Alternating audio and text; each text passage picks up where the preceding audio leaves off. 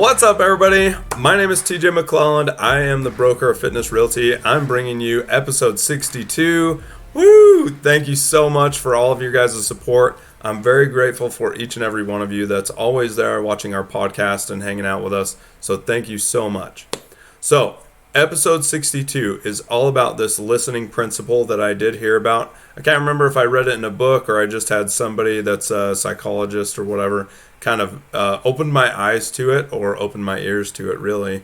And then I started using it with some of my friends, and it really enhances our conversations.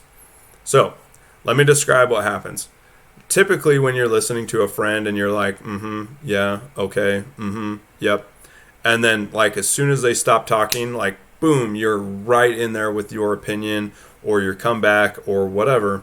And sometimes, if you're listening to what they're saying, but you're actually thinking about what you are going to say, you're not actively listening, and you might not retain what they are saying. And sometimes you might, like, fumble when you say whatever you're going to say right after them because it might not key into exactly what they were saying. So I like to use this sometimes, and I've actually used it with one of my friends and I'm going to use her as an example.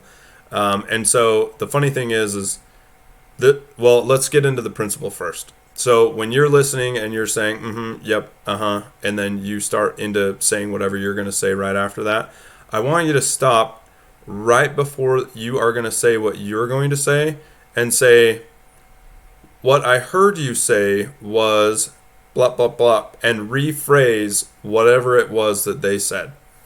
And it's called mirroring or a mirror tactic.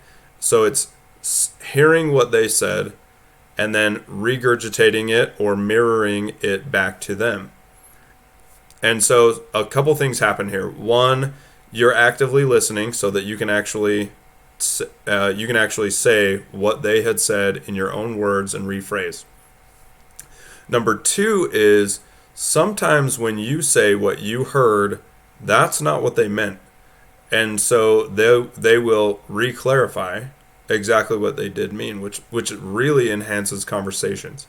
I feel like this, what I heard you say was, brings deeper meaning and deeper conversations to a relationship. And so it actually does a really good job to enhance that relationship. So here's the friend of mine. I've used this quite a bit on her, and I find it to be pretty useful. She would always kind of tell me all of these things that are happening in her life, and sometimes they'd be kind of crazy, sometimes they were wild and off the deep end, sometimes they were just things that she was looking to do in life, sometimes they were goals and things like that. And so when she would say stuff, I would regurgitate and I would say, what I heard you say was whatever she was just saying. And sometimes she would say, no, that's not what I was saying. And so then she would re-clarify, like I said. And sometimes she would say, that's exactly what I said, yeah. And so then I would say, well, what it looks like to me, what you're saying and what you're doing and your actions and what you're talking about, those don't line up. And so then I would ask, what is it that you're missing here to bring your words up to your actions or your actions up to your words? And so there were a lot of times that, and I'm probably doing a bad job of describing this, I'll try to do my best, but there were a lot of times that when she would discuss things that she was looking forward to do in her life, and then I would rebut that with what I heard you say was, and what it looks like your actions are doing, those don't go hand in hand.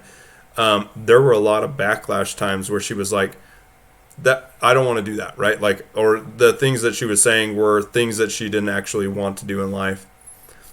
Anyway, I think that more people should use this principle because it brings a lot of clarity to what people say. And then we don't practice active listening very well as human beings.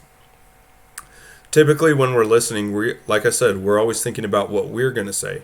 You know, what am I going to interject into this conversation to make myself look better or make myself the center of attention? When in reality, to get a better understanding of what the person is doing and what they're saying, asking for clarification, but without being like, hey, would you clarify that for me? Because that kind of sounds stupid and sometimes will be off-putting to the other side because it will sound like you weren't listening at all. And so I really love this tactic. I would love for everybody, I would love to encourage each and every one of you out there, try to use this tactic one day when you hear somebody say what they're saying. Ask them at the end, what I heard you say was, is that what you said? And really kind of dive into the conversation. So I know this is a short episode. I don't have a lot of really good, cushy ideas about how to do this. You just have to go out and try it. And then I would love to hear what your guys' comments are about trying it on your spouse or whatever and really understanding what they're saying, and see if you can't find deeper meaning in the conversations that you're having with them. All right, I'm signing off. So this is TJ with Fitness Realty. I'm the broker. I love you guys, and we'll see you guys next time.